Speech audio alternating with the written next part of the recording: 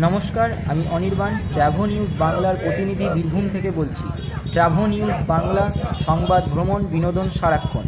আজকের বিশেষ খবর, একাধিক গণতান্ত্রিক দাবিতে সামনে রেখে বোলপুর মহকুমা শাসকের অফিসের সামনে আজ থেকে অবস্থান বিক্ষোভ শুরু করল সিপিআইএম। দলের পক্ষ থেকে জানানো হয়েছে এই কর্মসূচি চলবে আগামীকাল পর্যন্ত। প্রধান দাবিগুলির মধ্যে রয়েছে অবিলম্বে 100 দিনের কাজ চালু করা, গ্রামীণ ও শহরাঞ্চলের বেহাল রাস্তাঘাট দ্রুত সংস্কার করা এবং গৃহহীন মানুষদের সরকারি ঘর প্রদান নিশ্চিত করা। সিপিআইএমের স্থানীয় নেতা কর্মীরা ব্যানার ও পোস্টার হাতে নিয়ে শান্তিপূর্ণভাবে বিক্ষোভে অংশ নিয়েছেন। গণডেপুটেশনের মাধ্যমে প্রশাসনের কাছে স্মারকলিপি জমা দেওয়া হয়েছে। প্রশাসনের তরফে নিরাপত্তার ব্যবস্থা করা হয়েছে। আমি বীরভূমের প্রতিনিধি ট্রাভো নিউজ বাংলার অনির্বাণ। এখানেই আজকের মতো শেষ করলাম। আবার দেখা হবে পরের খবরে।